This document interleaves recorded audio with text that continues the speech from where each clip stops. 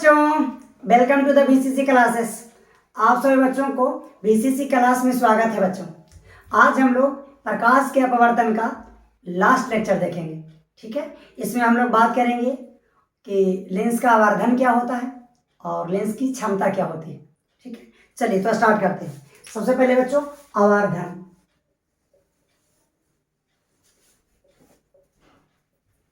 ठीक है ना, और इसका जिक्र हम लोग पहले भी कर चुके हैं। जब हम लोग दर्पण पढ़ रहे थे तो दर्पण के आवर्धन की बात किए थे। ठीक है बच्चों, तो आवर्धन क्या होता है? प्रतिबिंब की ऊंचाई बच्चों, प्रतिबिंब की ऊंचाई और वस्तु की ऊंचाई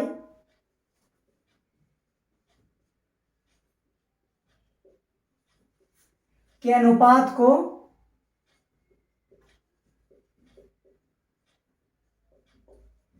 आवर्धन कहते हैं।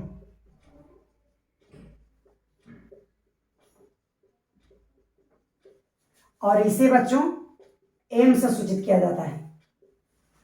ठीक है, अर्थात हमारा जो एम हो गया वो हो गया एच डैश बटा एच, जहां एच डैश क्या हुआ?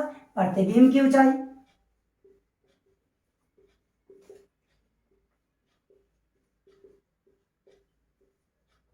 का अनुपात, और वस्तु की ऊंचाई का अनुपात, नीचे हो गया बच्चों वस्तु की ऊंचाई।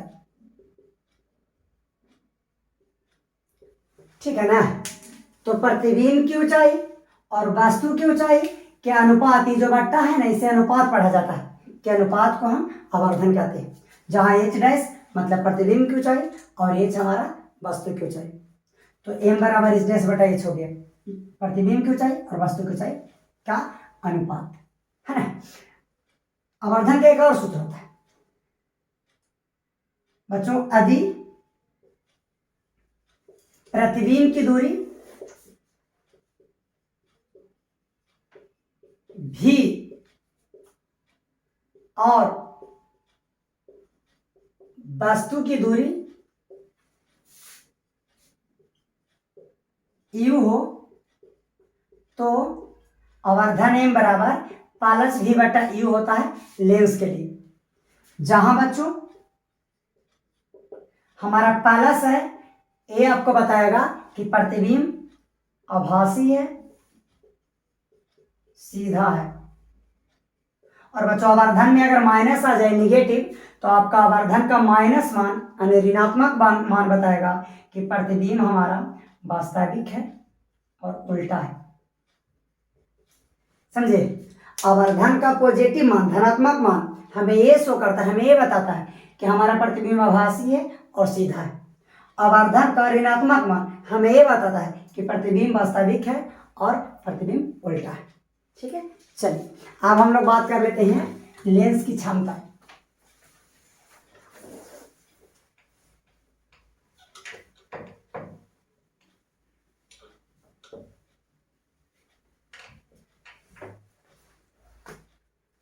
लेंस की क्षमता क्या होता है?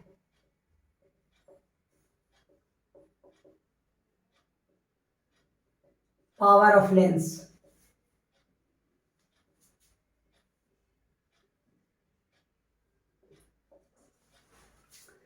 हम सभी जानते हैं बच्चों कि हमारा जो लेंस है एक प्रकार का प्रिज्म है, और हम जानते हैं कि जब प्रिज्म से होकर यानी लेंस से होकर प्रकाश जब जाता है तो उस प्रकाश का या तो अभिसरण होता है या अपसरण होता है। मतलब प्रकाश की किरणें जब लेंस से होकर जाता है तो उत्तल लेंस उसको अभिसरित करती है, एक बिंदु पर केंद्रित कर देती है, जबकि अवतल लेंस उसे फैला देती है। तो उत्तल लेंस प्रकाश की किरणों को कितना अभिसरित करती है? उत्तल लेंस के पास प्रकाश की किरणों को जो अभिसरित करने का है, एक बिंदु पर केंद्रित करने का जो पावर है, कितना है, उस क्षमता को ही हम लेंस की क्षमता कहते हैं। उसी तरह अवतल लेंस प्रकाश की किरणों को अपसरित करती है, फैलाती है।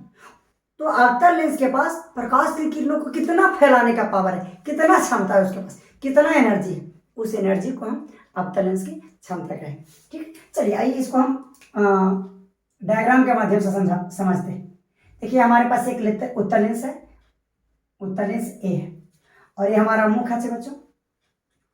यहां से कोई प्रकाश की किरण इस तरह से लेंस पे पड़ा और ये इस तरह से एग्जैक्टली मुड़ गया। ये प्रकाश की किरण ये सीधे जा रही थी परंतु मुड़ गया। ठीक है, चलो लेंस में ऐसा होता है कि प्रकाश की किरण जाता तो अपवर्तन होता है। ये हमारा लेंस नंबर बी है बच्चों।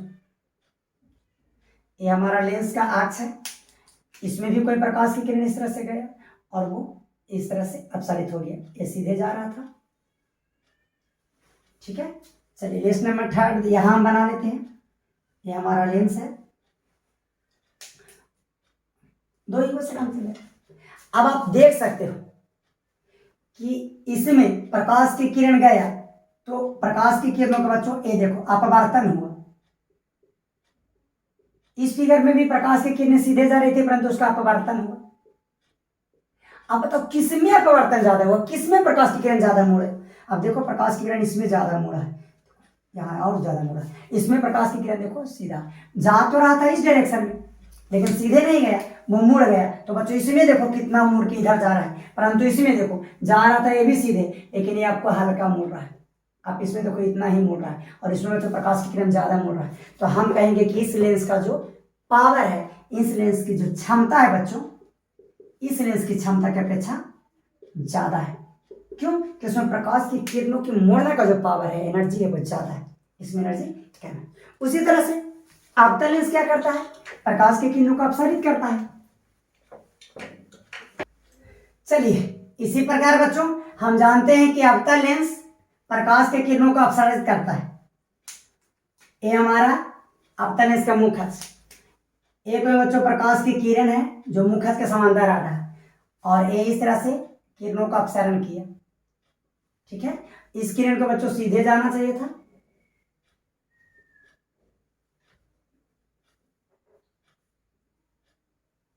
और इस तरह से अपसरण हुआ। ठीक है, दूसरा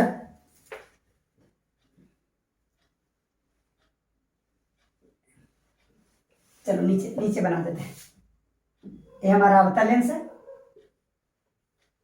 ठीक है, ये हमारा मुख अक्ष हुआ और एक कोई प्रकाश की किरण है और इस तरह से इसका अपसरण हुआ। ठीक है, ये सीधे जा रहा था। अब बताओ अवतल लेंस अवतल लेंस दोनों ही लेंस में प्रकाश के किरणों का अपसरण हुआ, परंतु बच्चों अपसरण किस में ज्यादा हुआ। आप इसमें देखोगे कितना अपसरण हुआ, मतलब कितना मुड़ा। इसमें देखोगे बच्चों यस यस बहुत ज्यादा हुआ, मतलब इस लेंस के पास किरणों को अपसरित करने की, फैलाने की क्षमता ज्यादा है। इसका मतलब इसका क्षमता ज्यादा है, इसका क्षमता कम है। और क्षमता को बच्चों हम P से सूचित करते हैं। तो इसके क्षमता को P1 मान लिए, इसको P2, तो यहाँ P1 जो है P2 से ज्यादा है। मतलब इस लेंस के पास प्रकाश की किरणों को अपसरित करने को, फैलाने का पावर, एनर्जी ज्यादा है और इस लेंस के पास प्रकाश की किरणों को फैलाने की एनर्जी कम है। ठीक है, चलिए और हाँ बच्चों अब सुनिए,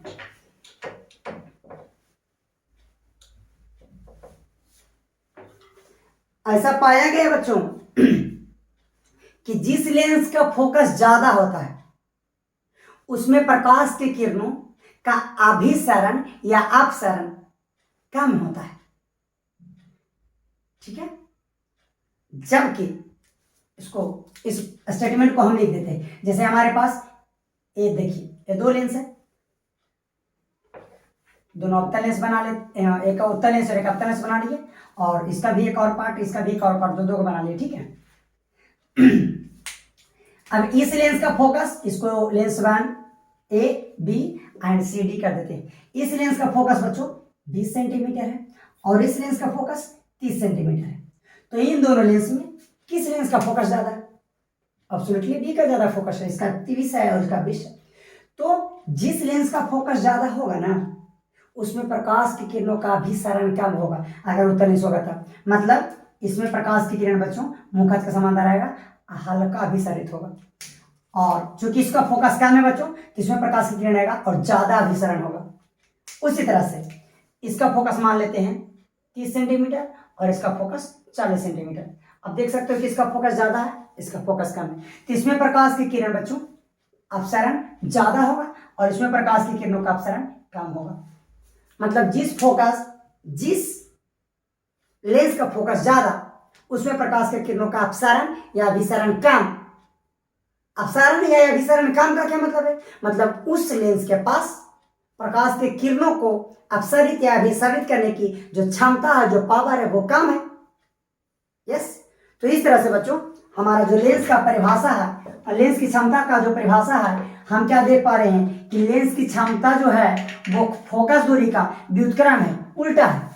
जिस लेंस का फोकस दूरी ज्यादा उसकी क्षमता कम, मतलब प्रकाश की किरणों को मोड़ने की क्षमता या अपसरित करने की क्षमता कम। जिस लेंस का फोकस दूरी कम उसमें प्रकाश की किरणों का अभिसारित या अपसारित करने की क्षमता ज्यादा है। इसका मतलब बच्चों लेंस की क्षमता किसे कहते हैं? तो फोकस दूरी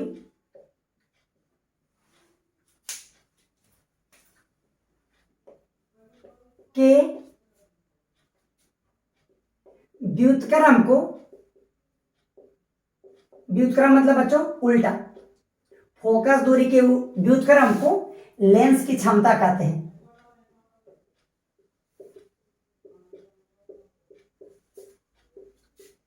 ठीक है बच्चों, फोकस दूरी के व्युत्क्रम को लेंस की क्षमता कहते हैं और इसे कौन अक्षर से सूचित करते हैं? पी से। तो हम इस तरह से हम लिख सकते हैं बच्चों कि अर्थात हमारा जो लेंस की क्षमता है वो 1/f हुआ फोकस दूरी के व्युत्क्रम। यस, यदि f बच्चों यानी फोकस दूरी मीटर में हो तो लेंस की क्षमता कैसे मात्रक हो जाएगा? 1/1 मीटर, और इसी को हम लिखेंगे मीटर इनवर्स। तो लेंस की क्षमता का जो एसआई मात्रक होता है बच्चों वो होता है मीटर इनवर्स। लेकिन बोलचाल की भाषा में मीटर इनवर्स को डायऑप्टर कहते हैं।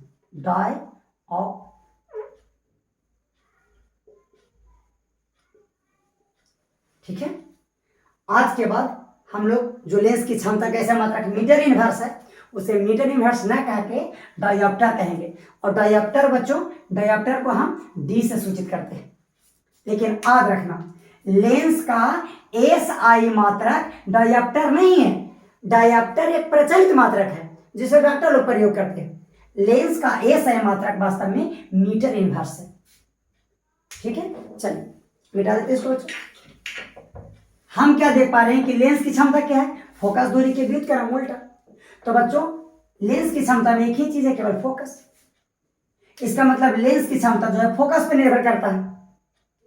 तो और हम जानते हैं अभी कुछ देर पहले पढ़े कि उत्तल, प्रीवियस लेक्चर में पढ़े कि उत्तल लेंस की फोकस पॉजिटिव और अवतल लेंस की फोकस नेगेटिव।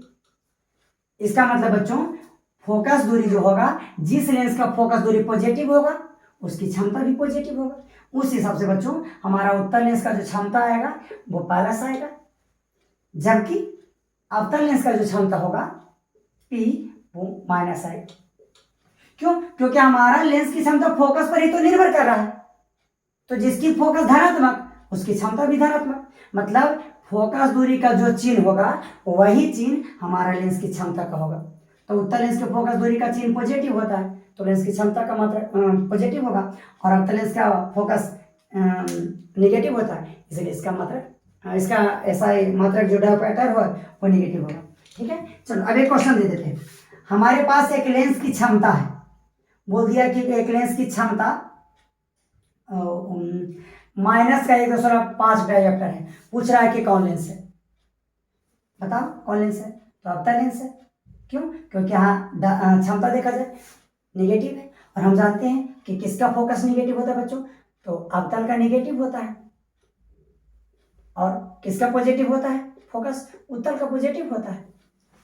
चलिए उसी तरह से अब एक नंबर की बोर्ड में पूछा जाता है कि हमारे पास एक लेंस है जिसकी क्षमता +2 डायऑप्टर है, तो बताइए कौन सा लेंस है? तो क्षमता देखिए डायऑप्टर +2 तो प्लस है ना, तो चूंकि इसका क्षमता प्लस है इसका मतलब इसका फोकस भी प्लस होना चाहिए। तो फोकस कौन सा लेंस का प्लस होता है? आप देख सकते हो उत्तल लेंस, मतलब ये उत्तल लेंस है। ठीक है, चलिए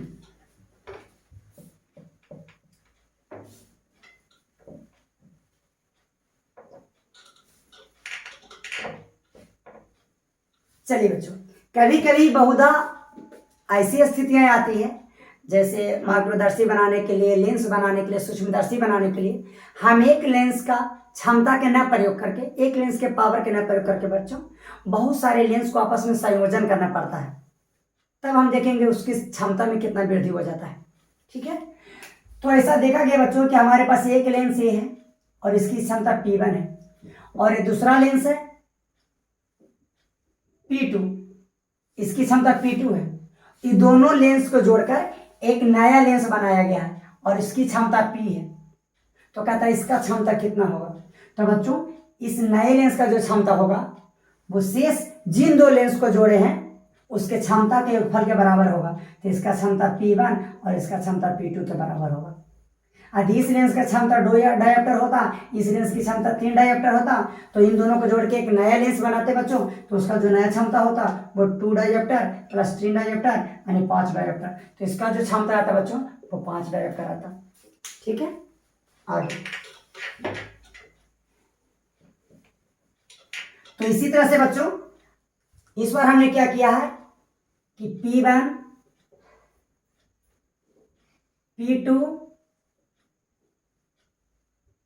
P3 dot dot dot Pn क्षमता वाले n लेंस को संयोजन किए हैं, एक साथ जोड़ दिए। इन सभी को जोड़ के बच्चों एक बहुत बड़ा लेंस बना रहे हैं और जिसकी क्षमता को हम P कह रहे हैं। तो इस लेंस की क्षमता कितना होगा। तो बच्चों इस लेंस की क्षमता, आपने जितने लेंस के क्षमता को जोड़ा है वो सभी लेंस के क्षमता के योगफल के बराबर होगा। मतलब इस लेंस का जो क्षमता होगा P बच्चों वो आपको P1 इस लेंस की क्षमता प्लस P2 इस लेंस की क्षमता प्लस P3 तीसरे लेंस की क्षमता dot dot dot Pn last वाले n लेंस की क्षमता के योगफल के बराबर होगा। ठीक है बच्चों, तो इसी के साथ हम प्रकाश के अपवर्तन के वीडियो को समाप्त करते हैं। और इसके बाद बच्चों हम एक वन शॉट वीडियो बना देंगे, करीब 1 से 1.5 घंटा जितना समय लगेगा। ठीक है, आप वीडियो को लाइक करें, शेयर करें, कमेंट करें। जय हिंद, जय भारत।